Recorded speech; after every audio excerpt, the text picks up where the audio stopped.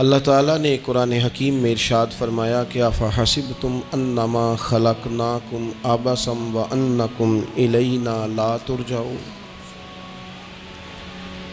فرمایا کیا تم یہ گمان کرتے ہو کہ ہم نے تمہیں بیکار پیدا کیا ہے، اور کیا تم یہ سمجھتے ہو کہ تمہیں پلٹ کر ہماری طرف نہیں آنا؟ اللہ تبارک و تعالیٰ نے جو چیز بھی پیدا کی، جہاں بھی پیدا کی، بڑی حکمتوں کے تقاضوں کے تحت پیدا کی۔ میں کسی شخص سے بیزار نہیں ہو سکتا، کیونکہ ایک ذرہ بھی تو بیکار نہیں ہو سکتا۔ اللہ نے ہر چیز کو کمال حسن کے ساتھ دنیا میں پیدا کیا، اور انسان تو اشرف المخلوقات ہے۔ یہ تو اللہ تعالیٰ کی تخلیق کا شاہکار ہے۔ اللہ تعالیٰ نے اسے بڑی رعنائیوں کے ساتھ، بڑی حکمتوں کے ساتھ، بڑے کرم کے ساتھ پیدا فرمایا۔ اس کو اللہ تعالیٰ نے سمجھنے کی، بات کرنے کی، اپنا ما فی الضمیر کہہ دینے کی صلاحیت عطا فرمائی۔ مالک نے اسے عقل، شعور دیا، اور جو بڑی طاقتور مخلوق نظر آتی ہیں ان کو اللہ تعالیٰ نے انسان کے قبضے میں دے دیا۔ کتنا بڑا ہاتھی ہوتا ہے لیکن ایک چھوٹا سا بچہ اسے لیے پھرتا ہے۔ کتنا بڑا اونٹ ہے، کتنی طاقت رکھتا ہے، لیکن ایک چھوٹا سا بچہ اس کے ناک میں نکیل ڈالتا ہے اور اسے لے کے گھومتا ہے۔ اللہ تبارک و تعالیٰ نے اسے اشرف المخلوقات بنایا ہے۔ اتنے اتنے بڑے جہاز ایک انسان کے قبضے میں دے دیے ہیں۔ وہ جب چاہتا ہے جہاز اڑتا ہے، جب چاہتا ہے اسے زمین پہ اتار لیتا ہے۔ اللہ کی دی ہوئی طاقت سے ملکوں کو سر کرنا، بڑی بڑی ٹیکنالوجی کو ایجاد کرنا خدا نے اپنی توفیق سے اسے عطا کیا۔ اور پھر اگر وہ مسلمان ہے، پھر اگر وہ حضور کا غلام ہے، تو پھر تو فرمایا کنتم خیر امت اخرجت للناس، انسان ساری مخلوق میں افضل ہے، اور میرے محبوب کا کلمہ پڑھنے والے سارے انسانوں میں سب سے افضل ہے۔ ان کو اللہ نے اور زیادہ فضیلتوں سے، برکتوں سے مالا مال کیا۔ یہ وہ مخلوق ہے، یہ وہ لوگ ہیں، یہ وہ امت ہے کہ جو صرف ارادہ کرتی ہے نیکی کا، کرتی نہیں، ارادہ کرتی ہے تو اللہ نیکی کرنے کا اجر عطا فرما بھی دیتا ہے۔ یہ ابھی پلان کرتی ہے کہ میں یہ کام کروں گا تو رب اس کا ثواب شروع بھی فرما دیتا ہے، لیکن پتہ نہیں کیا ہو گیا ہے لوگوں کو، نیکی کے ارادے کرنے ہی چھوڑتے جا رہے ہیں، نیکی کی منصوبہ بندی کرنی ہی چھوڑ دی ہے، خیر کے لیے پلان کرنا ہی چھوڑ دیا ہے۔ بہت سارا وقت بیکار گزرتا ہے، بہت سارا وقت چوراہے پہ گزر گیا، بہت سارا وقت گپوں میں گزر گیا۔ عمرے دراز مانگ کے لائے تھے 4 دن، 2 آرزو میں کٹ گئے، 2 انتظار میں۔ ایک ڈھیر سارا طبقہ ہے جس سے پوچھتے ہیں کیا کر رہے ہو، وہ کہتے ہیں بس کچھ بھی نہیں، ٹائم پاس کر رہا ہوں۔ تو میں کہتا ہوں یار اتنا فالتو ٹائم کہاں سے آیا جسے پاس کرنا پڑا؟ میں بور ہو رہا ہوں، تو میں کہتا ہوں بور ہونے کے لیے وقت کہاں سے لیا آپ نے؟ آپ تو مسلمان ہیں، آپ کا تو وقت شریعت نے بڑا قیمتی کر دیا ہے۔ آپ تو 1 منٹ میں 3 بار سورہ اخلاص پڑھ سکتے ہیں۔ آپ کو تو ذرا سا وقت ملے تو آپ جا کے 2 رکعت نماز کی نیت باندھ سکتے ہیں۔ آپ کو تو تھوڑا سا وقت ملے تو آپ کے تو نبی پاک علیہ السلام نے یہاں تک ہماری تربیت کر دی، ہمارے حضور فرمانے لگے تم کانٹا اٹھا سکتے ہو نا گلی سے، تو وہی اٹھا دینا، اس پر بھی رب صدقے کا ثواب عطا کرے گا۔ تو یہاں تو کانٹوں سے بھری ہوئی گلیاں ہیں۔ میرے نبی پاک نے تو فرمایا تھا کسی مومن کو بس خوش کر دینا، وہ چاہے لمحے کے لیے ہی ہو، اس کے دل میں راحت ڈال دینا، اسے تسلی دے دینا، روتے ہوئے آنکھ آنسو پونچھ دینا، اس کو کہہ دینا میں تیرے ساتھ ہوں۔ فرمایا مومن کے دل میں تم نے خوشی داخل کر دی تو 60 سال نفل پڑھنے سے اللہ تمہیں زیادہ ثواب عطا کر دے گا۔ تو یہ فارغ بیٹھنے کا وقت کہاں سے آیا؟ یہ بور ہونے کا ٹائم کہاں سے آیا؟ ہم نے اپنے آپ کو بیکار کر لیا ہے، اور رب نے نہیں بیکار پیدا کیا، ہم نے بیکار کر لیا، ہم نے اپنے آپ کو زنگ لگا لیا۔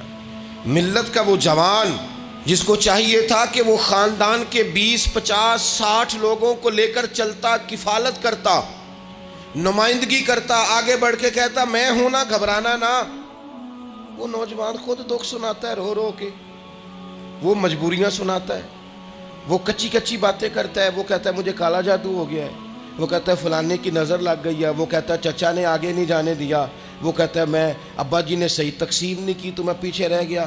اتنی کمزور بات کرے گا، اور وہ مسلمان اپنی صلاحیت کو پہچانے۔ حضرت سعدی شیرازی کے پاس ایک شخص نے بیٹھ کے اپنے دوستوں کی غلطیاں گنوانی شروع کر دی، ان میں یہ بھی غلطی ہے، یہ بھی غلطی ہے، یہ بھی غلطی ہے، یہ بھی غلطی ہے، یہ بھی غلطی ہے۔ تو حضرت سعدی ہنس پڑے، فرمانے لگے اور یاد رکھ تیرے سجن بڑے ہی برے ہیں، پر پانی بڑا بھی گندا ہو نا تو آگ بجھانے کے کام پھر بھی آ جایا کرتا ہے۔ وہ کوئی تو خوبی ان میں تلاش کر لینا، پانی بڑا بھی گدلا ہو تو آگ تو بجھاتا ہے کہ نہیں بجھاتا۔ ہمارا یہ مزاج بن گیا ہے کہ ہم اپنی صلاحیتوں سے کام ہی نہیں لیتے، ہمیں پتہ ہی نہیں ہم کیا کر سکتے ہیں۔ میرے رسول پاک صلی اللہ علیہ وسلم کا کمال یہ ہے کہ حضور نہ انسان کی صلاحیتیں اجاگر کر دیتے، محبوب اجاگر کر دیتے، حضور اندر جذبہ پیدا کر دیتے۔ اس طرح کا وہ اقبال کہتے ہیں کہ تمہارا وقت کا امام وہ نہیں ہوتا جو تمہیں کہے حالات بڑے خراب ہیں، اس قوم کا کچھ بھی نہیں ہو سکتا، اس ملک کا کچھ بھی نہیں ہو سکتا، فلانا ادارہ بھی خراب ہو گیا، فلانا بندہ بھی کرپٹ ہو گیا، فلانا بھی دنیا دار ہو گیا، پیر بھی خراب ہو گئے، مولوی بھی خراب ہو گئے، سیاستدان بھی خراب ہو گئے، اور بیوروکریٹس بھی خراب ہو گئے، اور تاجر بھی خراب ہو گئے، اور فلانی برادری یہ ظلم کرتی، فلانا قبیلہ یہ ظلم کرتا ہے، فلانے شہر کے لوگ، اسی چکر میں صرف مایوسیاں پھیلانی ہیں، کبھی خیر کی بات ہی نہیں کرنی۔ لیکن اقبال کہتے ہیں کہ ہے وہ تیرے زمانے کا امام برحق جو تجھے حاضر و موجود سے بیزار کرے اور موت کی شکل میں دکھلا کے تجھے جلوہ یار زندگی تیرے لیے اور بھی دشوار کرے، وہ تیرے اندر رمق پیدا کرے۔ آج جو حاجی غار سور پہ جاتے ہیں تو یہ لوگ پانی کی بوتل ان کی بغل میں ہوتی ہے، رستے میں 3-4 جگہ بنی ہوئی ہیں، پانی پئیں، چائے پئیں، جوس پئیں، بندوبست ہے، آپ کے کھانے پینے کے لیے آپ چیزیں خرید سکتے ہیں۔ اوپر جائیں تو وہاں بھی سارا کچھ بیٹھنے کا بہترین اہتمام ہے۔ جب حضرت صدیق اکبر گئے تھے تو دن کو نہیں گئے تھے، رات کو گئے تھے، اور جناب اسماء بنت ابی بکر جب رات کو کھانا لے کے جاتی تھی تو وہاں تو دن کو آج بھی 1400 سال کے بعد بھی آبادی کوئی نہیں۔ اس وقت کیا منظر ہوگا، اور اب رستہ بن گیا تھا، اب تو رستہ بھی نہیں تھا۔ تو حضرت اسماء کہتی ہیں میں اکیلی روٹی پکاتی تھی، پھر اسے باندھتی تھی، پھر میں یہ نہیں کہ 2-4 میرے ساتھ ساتھی چلو تو پھر غار سور پہ چلتے ہیں، لوگ تو یوں جاتے ہیں نا۔ فرماتی میں دیکھتی تھی ادھر ادھر کہ کوئی ہے تو نہیں، دیکھ تو نہیں رہا۔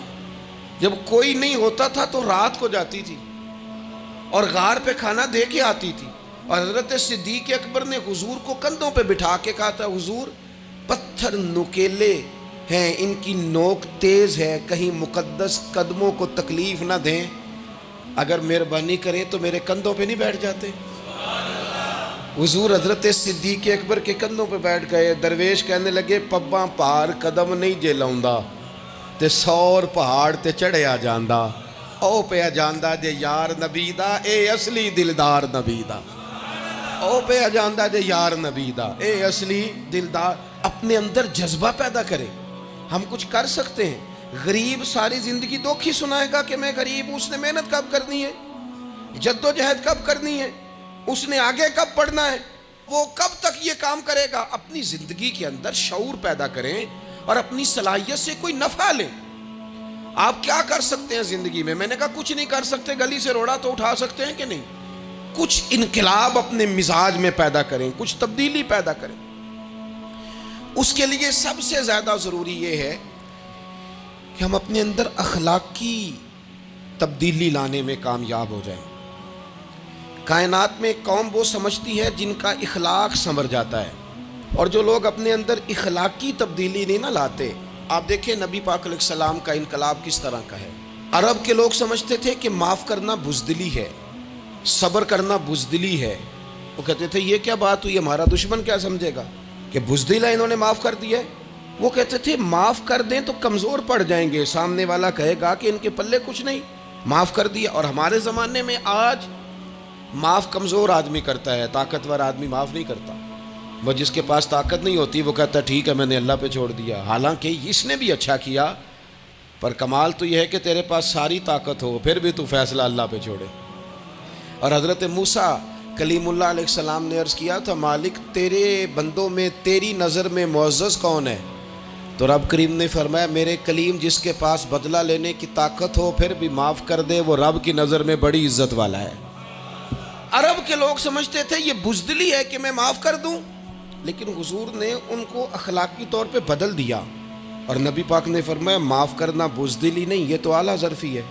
تو پھر کس طرح بھلا معافی ان کو ہوئی؟ فتح مکہ کے دن حضور نے اس طرح نہیں معاف کیا کہ پہلے ہمارے ہاں بھی لوگ معاف کرتے ہیں تو ہم پتہ کس طرح معاف کرتے ہیں، پہلے ساری اس کی زیادتیاں گنواتے ہیں۔ پتہ ہے نا تو نے اس وقت کیا کہا تھا، یاد ہے نا تو بڑی ڈینگے مارتا تھا، یاد ہے نا تو بڑی بڑھ کے مارتا تھا۔ عرب کے لوگ سارے سامنے کھڑے ہیں، پتہ کون کون ہے؟ اکرمہ بن ابو جہل آخری دن تک لڑے، ابو سفیان آخری دن تک لڑے، سارے لوگ سامنے کھڑے، کچھ بھاگ گئے ہیں جان بچا رہے ہیں۔ حضور نے کیا فرمایا؟ فرمایا پتہ تمہارے ساتھ آج سلوک کیا کرنا ہے؟ یا رسول اللہ بتائیے۔ تو نبی پاک نے فرمایا وہی کرنا ہے جو جناب یوسف نے بھائیوں کے ساتھ کیا تھا، بات ہی کوئی نہیں کرنی، پچھلا قصہ چھیڑنا ہی نہیں، نہ کانٹے بچھانے کی بات کرنی ہے، نہ روڑے مارنے کی کرنی ہے، نہ بدر میں آنے کی کرنی ہے، نہ احد میں پتھر مار کے دانت شہید کرنے کی بات کرنی ہے، نہ خندق کی بات کرنی ہے، نہ خیبر کی کوئی بات۔ جاؤ نہ معاف کیا، بات ہی کوئی نہیں کرنی، معافی دے دی۔ ابو سفیان کہنے لگے حضور مجھے بھی معافی ہے۔ سونیا تیرے کرم پہ قربان جاؤں۔ میرے کریم فرمانے لگے تو قبیلے کا سردار ہے، مکہ شریف کے لوگ تجھے بڑا سمجھتے ہیں، دیکھ حضور معاف بھی کرتے ہیں اور عزت بھی دیتے ہیں۔ فرمایا جا میں نے تجھے معاف کیا، اور جو تیری حویلی میں آ کے پناہ لے لے گا میں اسے بھی معاف کر دوں گا، اسے بھی معافی مل جائے گی جو تیرے گھر آ جائے گا۔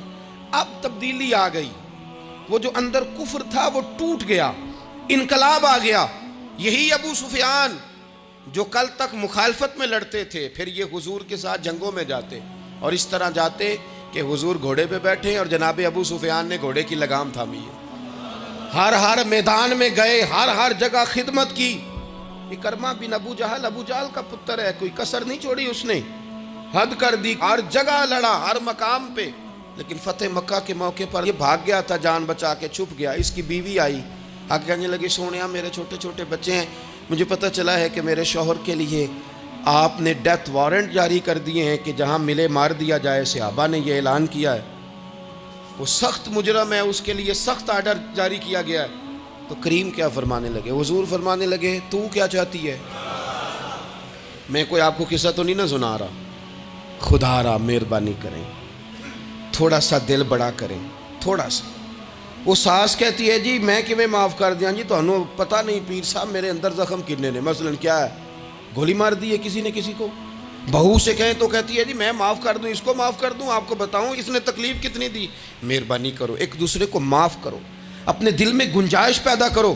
اس بندے کی بات ہو رہی ہے جو باپ سے لگا ہوا ہے مخالفت کرنے، ابے نے بھی ظلم کیے، اس نے بھی کیے۔ حضور اس کی بیوی سے کہتے ہیں کیا چاہتی ہے؟ کہنے لگی حضور معاف کر دیں اسے۔ تو نبی پاک صلی اللہ علیہ وسلم نے فرمایا ٹھیک ہے، یہاں تو معافی کا دروازہ تو سب سے زیادہ کھلا ہوا ہے، تو کہتی ہے تو چلو ٹھیک ہے معاف کیا، ہو گئی بات۔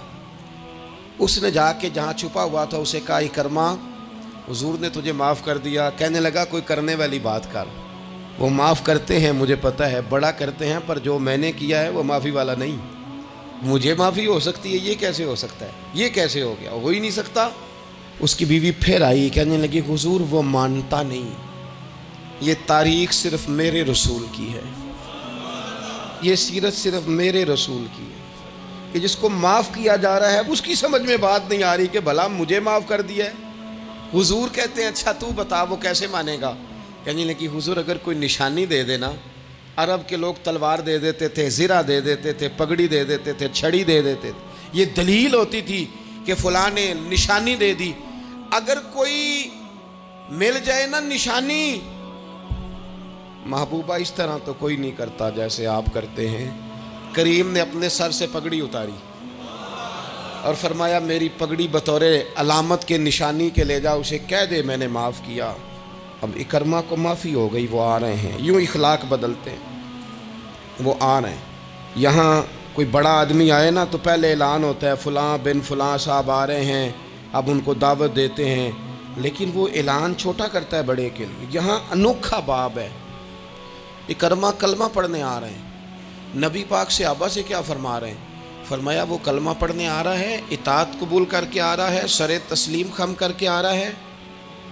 اس کے سامنے اس کے باپ کے کسی ظلم کا اظہار نہ کرنا. اس کے باپ نے بڑے ظلم کیے ہیں، زیادتیاں کی ہیں، ہم تذکرہ یہاں ہوتا ہے، لیکن اس کے سامنے نہ کرنا. اس کا تو ابا ہے نا، اس کا تو باپ ہے نا. کوئی بات نہ کرنا، اسے تکلیف ہوگی. کس کے لیے؟ صحابہ رو رہے ہیں. حضور یہ کس کے لیے تیاری کرا رہے ہو؟ وہ آ گئے، قدموں سے لگ گئے، کلمہ پڑھ لیا، کھول کے روئے. حضور میرے لیے بھی معافی ہے؟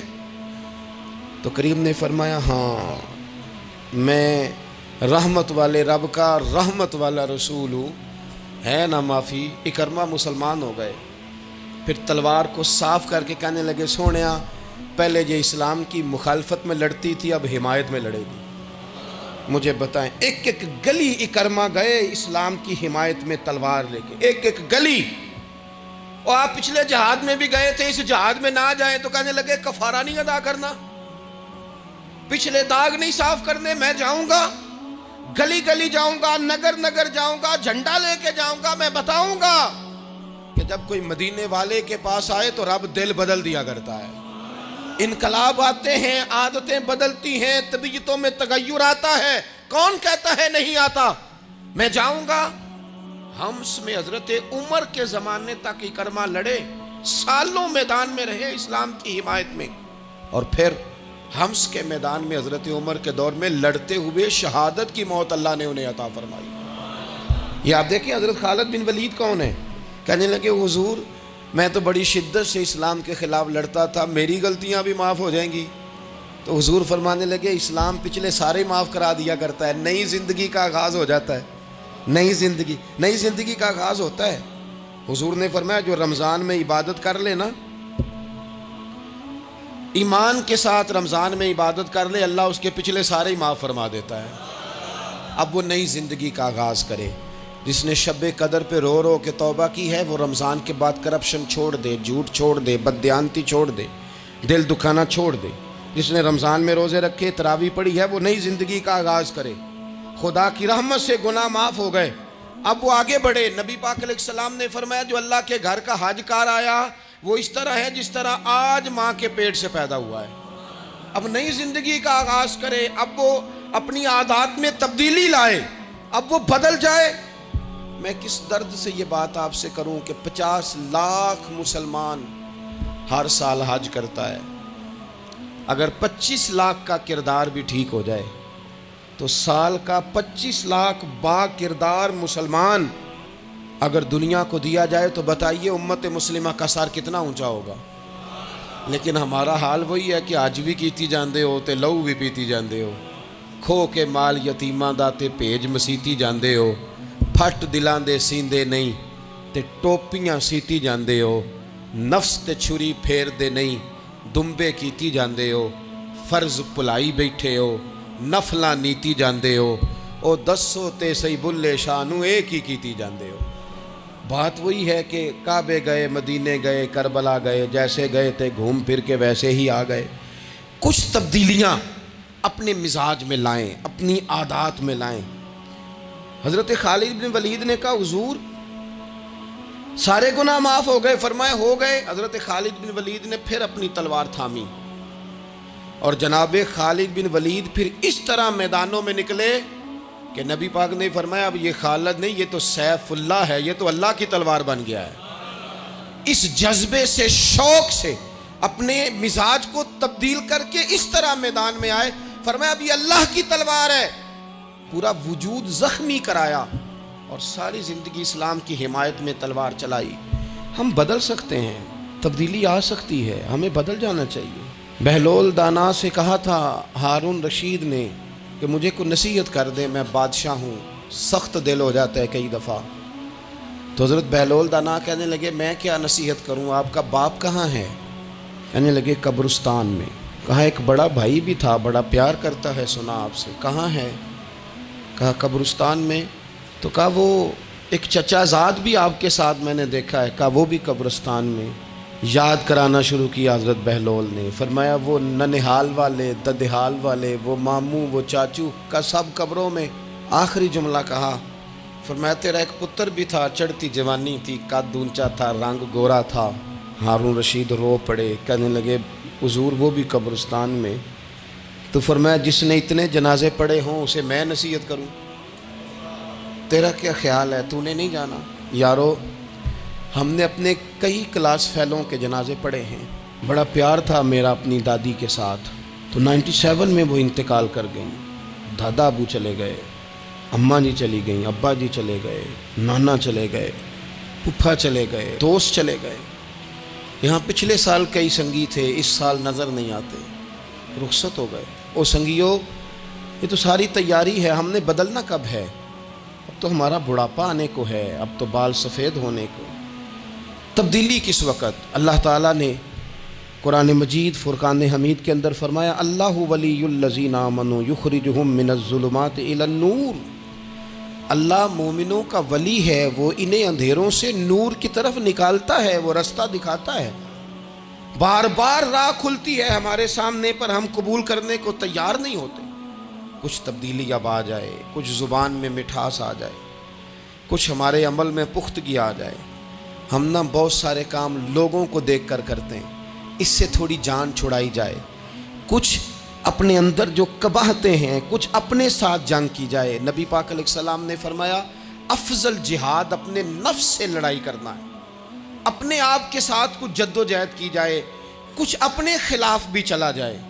ساری زندگی دوسروں سے لڑتے، دوسروں پر اپنی غلطیوں کا بوجھ ڈالتے گزر گئی، کچھ اپنے نفس پر بھی۔ حضرت بایزید بستامی سے کسی نے کہا حضور میں نے اللہ تک جانا ہے، رستہ بتا دیں۔ فرمایا 2 قدم کا رستہ ہے۔ فرمایا 1 قدم اپنے نفس کی خواہش پہ رکھ لے تو دوسرا قدم تیرا رب تک پہنچ جائے گا۔ تو اپنے آپ کو کنٹرول نہیں نہ کرتا، اپنے آپ سے تو لڑ پہلے۔ اقبال کہتے ہیں ڈھونڈتا پھرتا ہوں اے اقبال اپنے آپ کو، آپ ہی گویا مسافر آپ ہی منزل ہوں میں۔ نبی پاک نہ تبدیلی کرتے۔ یہ جو لوگ کہتے ہیں نا کیسے بدلوں، تو حضور بدلنے ہی تو آئے ہیں، حضور بدلنے۔ حضرت مازن ایک صحابی ہیں، وہ کہتے ہیں میں بت کی پوجا کرتا تھا، امام بہقی نے لکھا ہے میں بت پوجتا تھا۔ ایک دن میرے بت کے اندر سے آواز آ گئی تو کب تک مجھے پوجے گا، مدینے میں تو حضور جلوہ فرما ہو گئے ہیں۔ کہتے ہیں 2 دفعہ 3 دفعہ بت مجھے پیغام دے رہا ہے کہ حضور کی طرف جاؤ، بت۔ کہتے ہیں میں وہاں سے چلا، حضور کی بارگاہ میں پہنچا تو نبی پاک علیہ السلام کی خدمت میں حاضر ہو کے میں نے عرض کی یا رسول اللہ کمال ہو گئی، لوگ بتوں کو پوجتے ہیں اور میرا بت کہہ رہا تھا جا جا کے حضور کا کلمہ پڑھ لے۔ او سکیاں کھجوراں اگا جام دے تے پتھراں تو کلمہ پڑھا جام دے۔ فرمایا وہ انہوں نے مجھے بت نے بھیجا ہے۔ حضرت مازن کہتے ہیں حضور کی بارگاہ میں آیا، نبی پاک نے کلمہ پڑھایا تو میں نے عرض کی حضور میرے اندر کچھ قباہتیں بھی ہیں، کسی کی چیز دیکھ کے میرا جی للچا جاتا ہے، میں چوری کر لیتا ہوں، بدکاری کا بھی مزاج ہے، شراب نوشی بھی ہو جاتی ہے۔ کہتے ہیں حضور نے میرے سینے پہ ہاتھ رکھا، میرے لیے دعا کر دی۔ آپ فرماتے ہیں گردن اونچی تھی کبھی نیچی نہیں ہوئی تھی، پر وہ کلمے کی کیا برکت آئی کہ ایسا سر جھکا کہ وہ جھکا ہی رہا، ایسی تبدیلی آئی کہ آ گئی، نفرت ہو گئی۔ کہتے ہیں حرام مال آتا ہے تو میری طبیعت پہ بوجھ بن جاتا ہے۔ میں اکثر دوستوں سے کہتا ہوں کہ ہمارے ہاں لوگوں کا عجیب مزاج ہے، وہ اپنا مائنڈ سیٹ کر لینا، کبھی ذہن بنا لینا یہ چیز حرام ہے تو وہ کبھی بھی حلق سے نیچے ہی نہ جائے۔ آپ گوشت کھا رہے ہوں اور بڑا اچھا پکا ہوا ہے، بہترین مسالہ جات لگے ہوئے ہیں، بہترین، آپ کھا رہے تھے گوشت، کوئی بندہ آپ کے کان میں آ کے کہہ دے صدقے کا ہے، اس کا منہ میں ذائقہ بدل جاتا ہے کہ نہیں؟ بھئی گوشت تو وہی ہے، یہ کیسے بدل گیا؟ کیونکہ آپ کے نا وہاں کمپیوٹر میں فٹ ہے کہ صدقہ میرے لیے درست۔ آپ وہ کہتے ہیں یہ تو فارم بن گیا، بھئی یہ کیا بن گیا؟ چلیں اس سے بھی آگے چلتے ہیں۔ آپ کھا رہے تھے گوشت اور بڑا لطف آ رہا تھا تو کسی نے کہہ دیا کہ یہ تو جانور ٹھیک ہی نہیں تھا، بیمار تھا یا حرام تھا، ذبح ہی نہیں کیا تھا، صحیح طور پر ایسے ہی اس کو پکا دیا، مر گیا تھا۔ تو اب تو یہ حال ہوتا ہے کہ الٹیاں شروع ہو جاتی ہیں۔ کیوں؟ اس لیے کہ نفیس طبیعت پر نہ صدقے کا گوشت فٹ ہوتا ہے نہ حرام فٹ ہوتا ہے، کیونکہ طبیعت نفیس ہے نا. بس اس بات کو سمجھ لیں، جس طرح حرام بکرا طبیعت پہ فٹ نہیں نہ ہوتا، اس طرح کروڑ حرام بھی طبیعت پہ فٹ نہیں ہونا چاہیے. 2 کروڑ بھی حرام آ جائے تو فٹ. جس دن 2 کروڑ پر بھی الٹی آنے لگ گئی نا، جس دن حرام جگہ پر قبضہ کرتے بھی کہہ آنے لگ گئی، ذائقہ بدلنے لگ گیا، کمپیوٹر میں فٹ ہو گیا کہ یہ میرے لیے ٹھیک نہیں. لیکن میں اکثر کہتا ہوں لوگوں سے، میں کہتا ہوں ہمارے ہاں بندہ دیکھ کے فتویٰ ہوتا ہے. یہاں کوئی غریب عیسائی ہو نا، ماڑا بیچارہ گلی میں جھاڑو دے کے روٹی کماتا ہے، تو لوگ مسئلہ پوچھتے ہیں، کہتے ہیں مولوی صاحب سائنہ روٹی کھانی جائز ہے؟ تو میں پھر ان لوگوں سے آگے سے پوچھ لیتا ہوں، میں کہتا ہوں یہ بتاؤ امریکہ کا صدر بھی عیسائی ہے، اس کے ساتھ جائز ہے؟ اتنے وزیر مشیر وزراء اعظم ملکوں کے جا کے کھاتے ہیں، کبھی آپ نے مسئلہ پوچھتے دیکھیں؟ وہاں تو جو مولوی مشیر بنے ہوئے وہ بھی بیٹھے ہوتے ہیں بیچ میں، وہ بھی بیٹھے ہوتے ہیں، اب بھی ان سے پوچھو. لیکن ہمارا مزاج یہ بن گیا ہے کہ غریب کے حق میں مسئلہ اور ہے اور امیر کا معاملہ ہے تو معاملہ اور اس سے نکلے. یعنی اگر 5 روپے کسی کے گر جائیں تو وہ واپس کرنے بھی ضروری ہیں، اور 5 کروڑ گر جائیں تو وہ بھی. وہ ہمارے ایک دوست کہا کرتے ہیں کہ ایک صاحب تھے، ان کو نا بڑے قیمتی جوتے کا ایک پیر مل گیا کہیں سے گرا ہوا. انہوں نے وہ قیمتی پاؤں جوتے کا گرا ہوا اٹھایا اور وہ بندہ تلاش کرنے لگے کس کا گرا ہے. دیر تک وہ ڈھونڈتے رہے ایک پاؤں کس کا ہے، تھوڑی دیر کے بعد انہیں دوسرا پاؤں بھی مل گیا. پھر انہوں نے بندہ ڈھونڈنا بند کر دیا. انہوں نے کہا اب دونوں ہو گئے ہیں، اب یہ کام آئے گا، لہذا انہوں نے بند کر دیا. میرے عزیز، یہ تو کوئی طریقہ نہیں ہے نا کہ آپ چیز اگر تھوڑی سی ہے تو اس پر فتویٰ اور ہے، اور اگر زیادہ ہے تو مزاجوں میں جب ہم یہ لے آئیں گے اپنی طبیعت میں، اور کب تک ہم نے اسی طرح رہنا ہے؟ کب ہم نے اپنے وجود سے کام لینا ہے؟ بیکار وقت کب تک گزرنا ہے؟ کتنے رمضان آئے گزر گئے، کتنے عمرے آئے گزر گئے، کتنی ہم نے دیکھا کہ بس بیمار ہو گئے ہیں، ٹھیک ہو جائیں گے تو پھر اس کے بعد ہم نے کوئی نماز نہیں چھوڑنی، لیکن ٹھیک ہوئے تو بھول گئے، نئی سے نئی بات شروع ہو گئی. ہم نے کتنی دفعہ کہا کہ آج کے بعد تبدیلی، لیکن کیوں نہیں تبدیل ہوتے؟ حضرت فضالہ بن عمیر ایک صحابی ہیں، کہتے ہیں میں عورتوں کا معاذ اللہ بڑا رسیہ تھا. ابو جہل نے جب اعلان کیا نا جو حضور کو شہید کرے گا تو اسے 100 سرخ اونٹ دیے جائیں گے، تو کہتے ہیں میں خنجر بغل میں دبا کے نا تو طواف کعبہ کرنے چلا گیا. طواف کعبہ کہتے ہیں وہاں جب میں پہنچا تو میں نے دیکھا حضور بھی طواف کر رہے ہیں، تو نبی کریم نے مجھے دیکھتے ہی حضور میرے قریب آئے اور مجھے نہیں بتانا پڑا. حضور فرمانے لگے تیرا نام فضالہ ہے؟ میں نے کہا ہاں. تو محبوب فرمانے لگے کیا باتیں کر رہے ہو اپنے آپ سے؟ کہتے میں دل میں سوچ رہا تھا کہ طواف کرتے میرے قریب سے گزریں گے تو خنجر مار دوں گا. کیا باتیں کر رہے تھے؟ فضالہ کہتے ہیں میں تو جب آیا تھا تو ایک بی بی سے مل کے آیا تھا، میں نے کہا تھا کہ میں آج بڑی رقم لے کے آؤں گا اور معاذ اللہ تیرے پاس رات گزاروں گا. کہتے ہیں میں تو اس سے بات کر کے آیا تھا. تو میں اب حضور سید عالم صلی اللہ علیہ وسلم نے پوچھا تو فضالہ ہے؟ میں نے کہا ہاں. کیا باتیں کر رہے تھے اپنے آپ سے؟ میں نے جھوٹ بولا. میں نے کہا جی وہ تو میں تو ذکر کر رہا تھا اپنے دل میں. کہتے ہیں حضور مسکرائے اور مسکرا کے فرمانے لگے چل چھوڑ، جس کام آیا تھا وہ کرتا کیوں نہیں؟ میں جو تیرے سامنے کھڑا ہوں تو کرنا. خیال آیا مسلمان نیک و بد پہچان جاتے ہیں اور آقا آدمی کے دل کی باتیں جان جاتے ہیں. کرنا وہ کام. تو فضالہ کہتے ہیں کہ میں کانپ گیا، میرے ہاتھ سے وہ خنجر گر گیا. حضور نے میرے سینے پہ ہاتھ پھیرا، اس طرح پھیرا کہ زندگی میں اتنا سکون کبھی نہیں ملا، اتنی ٹھنڈک کبھی نہیں ملی، اتنا قرار کبھی نہیں آیا، اس قدر زیادہ آزمائش کبھی نہیں آئی. میں قرار محسوس کرنے لگا. کہتے ہیں حضور فرمانے لگے کیا وہ وقت نہیں آیا کہ تو کلمہ پڑھ جائے؟ کہتے ہیں میں نے فوراً کہا حضور آ گیا ہے وقت، پڑھائیں مجھے کلمہ. کہتے ہیں نبی پاک نے کلمہ پڑھا دیا، میں مسلمان ہوا. میں واپس لوٹا تو وہی عورت بن سنور کر تیار ہو کر گلی میں کھڑی تھی. عادتیں بدل جاتی ہیں. شرط یہ ہے کہ ہم تھوڑی سی کوشش کریں، شرط یہ ہے کہ ہم اپنے آپ کو اللہ رسول کی بارگاہ میں پیش کریں. اور میرے دوستوں، میرے بزرگوں، ہمیں سب سے زیادہ تکلیف میں ہماری اپنی عادات نے ڈالا ہے، ہماری اپنی خواہشات نفس نے ہمیں زیادہ آزمائشوں میں ڈالا ہے. کہتے ہیں وہ عورت بن سنور کے کھڑی تھی. جب میں واپس لوٹا تو پہلے میں اس کے پیچھے بھاگتا تھا، اب میں اس کے قریب سے گزر گیا تو اس نے آواز دی، تو فضالہ نہیں؟ کہتے ہیں میں چپ کر گیا۔ وہ پھر پیچھے دوڑی، میرا گریبان پکڑ کے کندھا پکڑ کے ہلایا، تو فضالہ نہیں؟ کہتے ہیں میری جھکی ہوئی گردن، میں سر نہیں اٹھاتا۔ مجھے کہنے لگی تو وہ نہیں ہے جو فضالہ ہے؟ میں نے کہا ہوں میں فضالہ، پر وہ والا نہیں جو تجھے ملا کرتا تھا۔ کہا تو اب کون ہے؟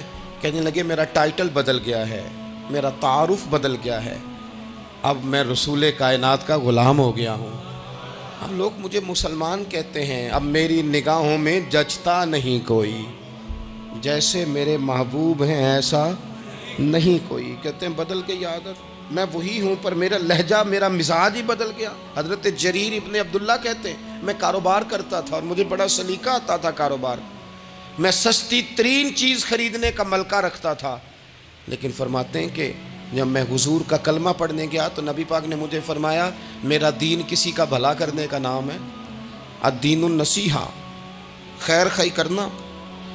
فرماتے ہیں پھر میں نے نصیحت کو پلے باندھا، ایک آدمی سے گھوڑا خریدا 300 دینار کا، گھوڑے کو پکڑ کے میں نے جب تھوڑا آگے چلایا تو وہ تو بڑا نرم مزاج تھا، سی پنجابی چاکھیدہ ساؤ ہے بڑا، اور میں نے کہا یہ تو گھر میں بھی رکھا جا سکتا ہے، یہ تو 400 کا ہے۔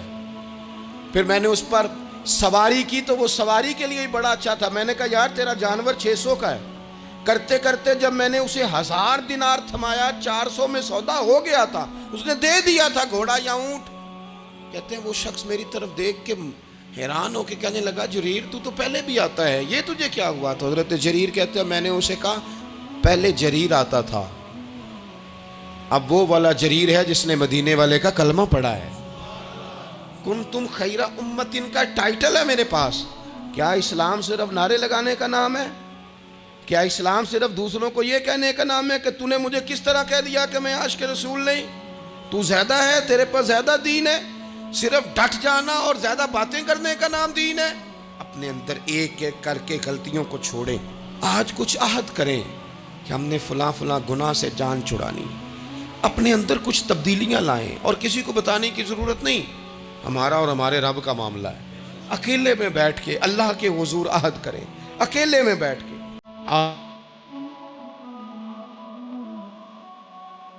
عہد کرنا ہے کہ ہم نے جھوٹ نہیں۔